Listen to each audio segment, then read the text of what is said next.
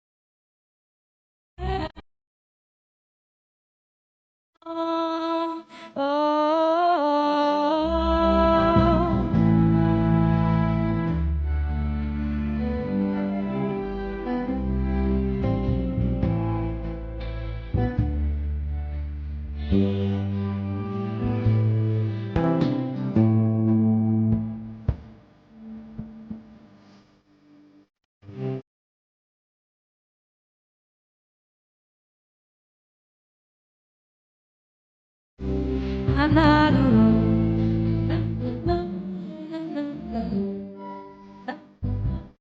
I'm not alone. I'm not alone. I'm not alone. I'm not alone.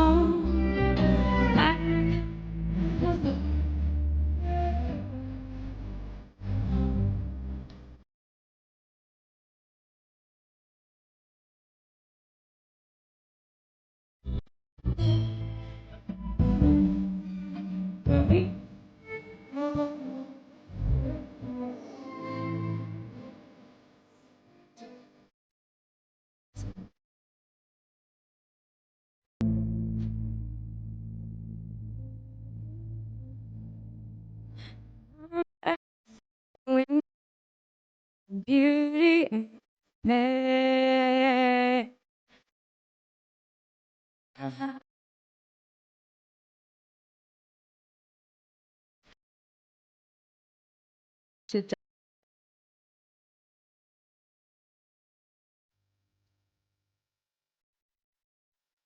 We have an opening words reading. So I want to invite you just taking a breath together and moving into a moment of reflection as we listen to these words of UU religious educator Layla Ibrahim about her own messy and imperfect beloved community. I have been going to the same church for a very long time, for nearly 30 years, most Sundays. I have walked through our beautiful redwood doors. In all those years, I have filled a variety of leadership positions from owl teacher to board president, usher coordinator to stewardship co-chair. And in all those years, my congregation has had ample opportunity to disappoint me. I am disappointed when people don't think my justice project is the one we should collectively work on. I'm disappointed when people want different music than I do. I'm disappointed that we don't all agree that our children's ministry is the most important priority in the church. I am disappointed that people don't give enough time, talent, or treasure to the church as I do. I am disappointed. You get the idea. In nearly 30 years of relationship, there have been lots of disappointments. 2 or 3 times over the years, I have been so disappointed that I seriously questioned remaining in my congregation. I've wondered if church is actually real. I've doubted its ability to provide the salvation of which we speak, lived, beloved community. On those occasions, I have thought, fuck it, I can just stop going to church for a while or forever. But staying away has never helped me through such times. Rather, coming in closer, telling people about my spiritual crisis, listening, sharing, caring, and worshiping have helped me know that this is where I belong, even when church is the source of my frustration and disappointment. Because we are not in church to be with people who want to sing the same music or rally for the same cause or attend the same retreats. We are in church to learn to love better. And learning to love better can only happen when we love past our disappointments and return to a place of acceptance and affirmation. This is true in our personal lives, in our work lives, and in our church lives. It is a deep spiritual practice. At my best, as a religious person, as a Unitarian Universalist, as a member of this community, I am called to love whoever else walks through these doors. I don't need to like everyone. Not everyone is who I would choose for a friend. Not everyone agrees about what we are here to do. But if I am living up to my best values, I offer care and respect and commitment to each member, friend, and guest of my beloved community. In the end, we can all try our best to live out our faith as Unitarian Universalists through study, conversation, service, and commitment. We forgive ourselves and forgive others as we stumble through. We disagree, we annoy, we flake out on one another, and we worship, we support, we hold, and we affirm one another. There really is only one choice between imperfect community and no community. Again and again, we are all called to choose to commit ourselves to building a more just, more diverse, and yet ever messy and imperfect beloved community.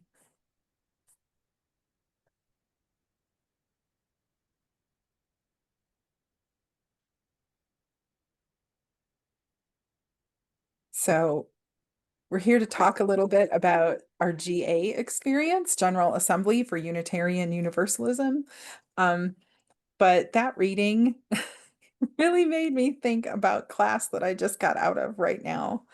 And Brandy's smiling because we were in that class together. The opening reflection question was, what is beloved community to you? What does that mean? Um, And I think this author hit it on the head, right? It's messy, it's imperfect, we're disappointed, we are frustrated, we want to walk away. other people might want to walk away from us. We're the disappointment, we're the messy, we're the imperfect. And that is what makes it beloved. Always returning. In class, I talked about the lyrics to that song, Come, Come, Whoever You Are. Ours is no caravan of despair, come yet again, come. And to me, the best line is the descant, which says, though you've broken your vows 1,000 times. And that to me is what I thought about with beloved community and breaking vows, and always space to return, always space to hold the messy. And that for me was a lot about what GA was this year. Certainly things are not perfect. It was my very first GA experience. So I was very excited and overwhelmed and didn't know what to do with myself with it. Um, the last time I was at a large gathering of UUs was like 2016 at a regional when we still had regionals in person. So this was a lot, and it was fascinating and wonderful. And highlights for me were the caucus group that wasn't a caucus group. It was a, gosh, I don't know what to call it. Anyways, it's a group that met every day on a particular topic, and we stayed with the same topic over all the days of GA, and mine was around worship.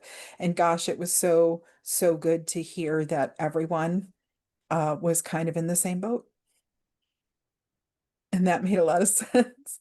And it was great to hear from people who had a lot more experience than I did, and how to approach the issues that we have around worship, like how to get people out of their heads and into their bodies, or really how to get people to volunteer to be on the worship team. That was very affirming. My spouse chose to go to the LGBTQIA plus and trans non-binary space every day, and they were so affirmed. And again, so happy to hear that everybody was having a very similar experience, and to be able to give some advice and receive some advice. The two lectures for me that were great were the FOS lecture, and I have pulled up a thing. It was Reverend Sean Neil Barron from Foothills Unitarian Church gave the FOS lecture, which is about religious education. But he talked about doing the work, right? He says, reminded us that true power comes not from follower counts, but from the people who will pick up when you call them at 10 p.m. The trusted currency is earned by showing up through care that isn't performance, through being present when it doesn't benefit you. That's what moves mountains. And the Where lecture was amazing as well, given by, I want to say, the Imara Jones, who is a trans journalist and so amazing. She brought the receipts and drew a through line from what's happening right now all the way back to why trans people were chosen as an issue. And that's all I'll say. Like, I was super inspired, super on fire to create beloved community, and super on fire to show up.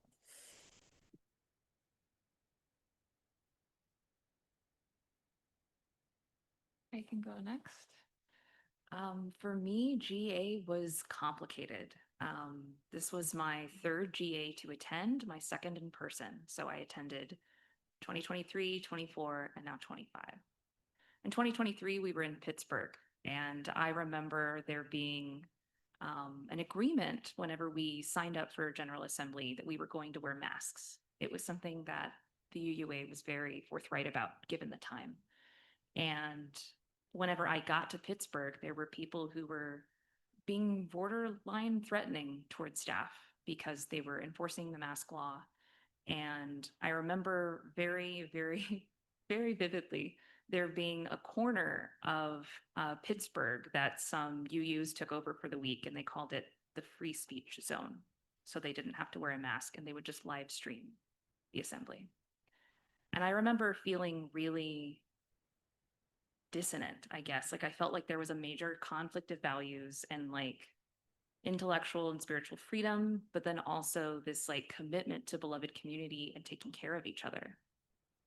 And then fast forward another year to 2024, when actually trans people wound up being the next hot issue for our virtual General Assembly last year. And again, I felt all of this dissonance between people who were wanting to affirm the beauty of trans lives and the fact that they're a part of our community, and people who raised what they saw as genuine concerns and said a lot of hateful things that really hurt our community. And this year, I felt that all over again, but more so because I noticed that the voices that made me uncomfortable for the 2 years prior, I did not hear any of them this year. So there was almost this like mourning of knowing that we had to lose people in our community who had been long-term UUs as a way of protecting our larger community as we like affirmed our values, affirmed loving people as the center of our UU faith. And so there was this weird, complicated emotion in being very grateful that we were so steadfast in affirming our values and understanding that the complexity of just being in community with humans meant that there had to be a loss in order to gain that strong beloved community. And it's not that I like missed the hateful words or anything by any means, so much as acknowledging that there was a sacrifice in order for there to be a more genuinely safe space for everyone. Overall, I found GA to be wonderfully rewarding. I was also able to attend, alongside Babs actually, and Cas, who was here, ministry days, which is something that happens a few days before General Assembly, meant for seminarians and ministers. And the focus of ministry days, I felt led into GA really well. The focus of GA this year was meeting the moment. And it was about how, to be frank, like shit is hitting the fan every day and we're constantly having to figure out the best way to clean it up, right? And ministry days was preceding that with how do we as leaders take care of ourselves in order to be able to respond and meet the moment the way that our community needs. And similar to what Babs was reflecting on, as like just knowing that I wasn't alone was really helpful. And at the same time, kind of made it scarier to know that people who I've looked up to for vocational advice and spiritual guidance felt just as out of whack and uncertain and scared as I did. And that was equally like beautiful and affirming. And oh, wow, things are as bad and chaotic as I feel like they are. So overall, it was really wonderful to come into community and at the same time be faced yet again, like I have in all of my General Assemblies now, with the complexity of beloved community and what that means.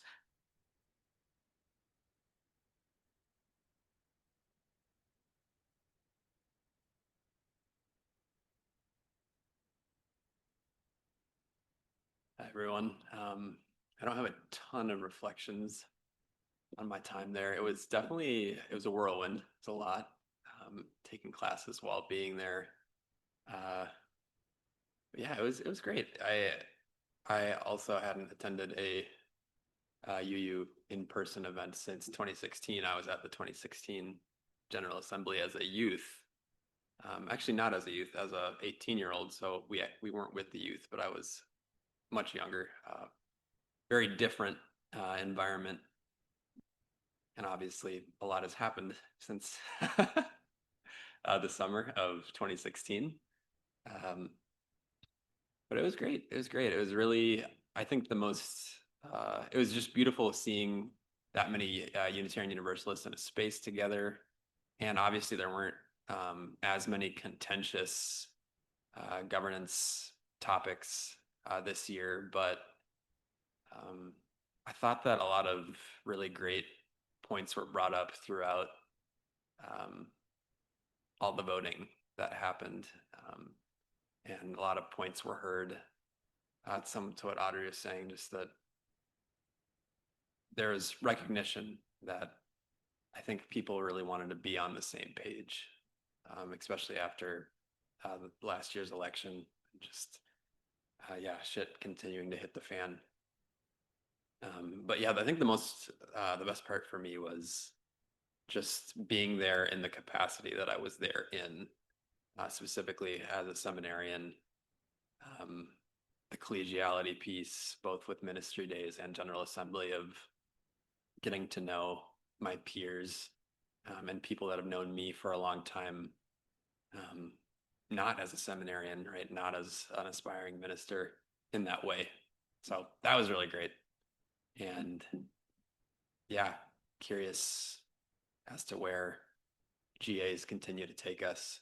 And I actually heard in our class that we just had, Lisa Friedman brought up that there's been talk about switching to a General Assembly every other year model, and then a regional assembly every other year, so that they would flip flop. And I don't know how far along that is, but I think that could be really a cool thing. Reflecting on that with her, and just maintaining that regional community while also having the national community of the GA. So yeah, overall great experience. Was really happy to be there and excited for virtual next year and San Jose in 2 years. That'll be great.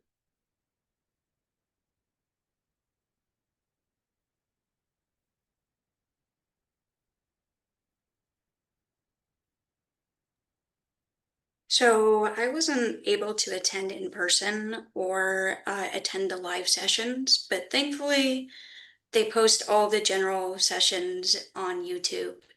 And I am very glad for that because you get to see what your larger organization is doing. Some of the things that were discussed, like immigration rights, and even like the like not fat shaming individuals, which I thought like body positivity, what a great thing to talk about in a religious setting. Because everybody thinks, you have to get dressed up nice to go to church if you're coming from a different organization. And it was fantastic to see. So if anybody has missed GA, you can find it on YouTube. So I'm going to post the lyrics again for our next song, which is We Shall Be Known. And I'm going to try to share my screen again the right way. So here are the lyrics for our closing song. And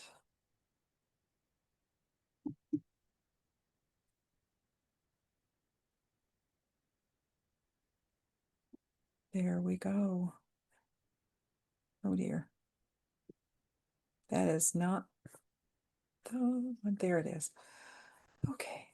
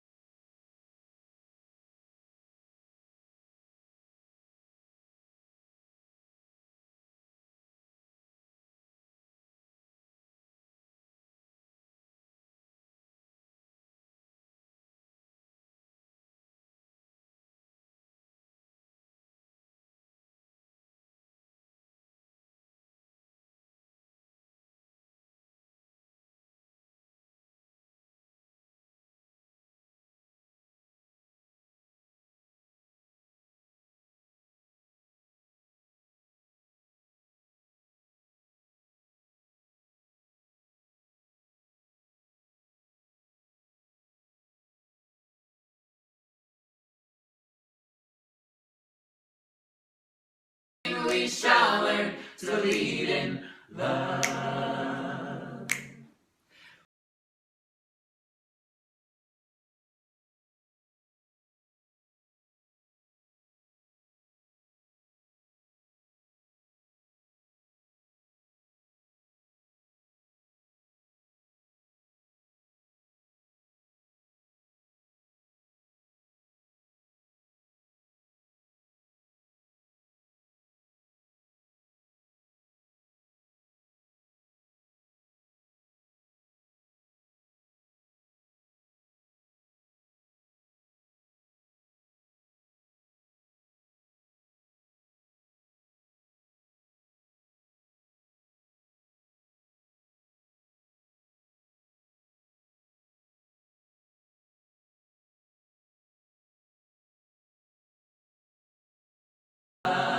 In this great turning we shall learn to lead in love. In this great turning we shall learn to lead in love.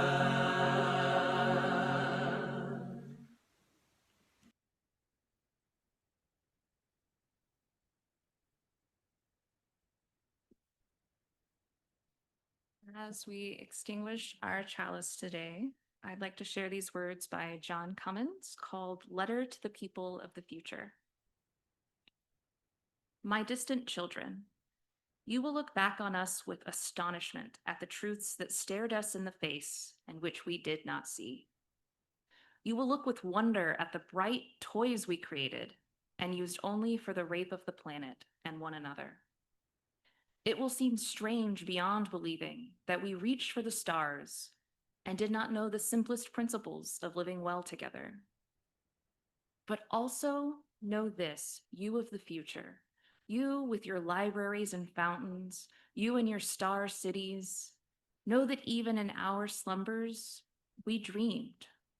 In our fumbling, shadowed search for mistaken glories, even in our clumsy cruelties, it was for you that we dreamed. Beneath the piled up centuries, below the lost and ruined rubble of all our striving, it was you who lay safe, enfolded in the womb of our dreaming. You, the first cause of all our daring. Even now, it brings comfort to know that it shall be one day be as wise among us have foretold. In that far age, in the chrysalis of time, it will be your source of pride that your ancestors, born into a universe without justice or mercy, bethought themselves of justice and mercy and put them there. Remember us for this. I'd like to close this chapel with a short prayer. Spirit of life and love, help us hold this complexity with grace. Let us honor those who ministered before us, especially those who led with courage, and let us name where our tradition failed to live up to its promises of justice and inclusion. May we listen well, may we remember fully, may we walk forward humbly and bravely, and may this time together kindle in us a deeper honesty, a fiercer compassion, a commitment to build a legacy that future generations will not have to apologize for. Go in peace. It be.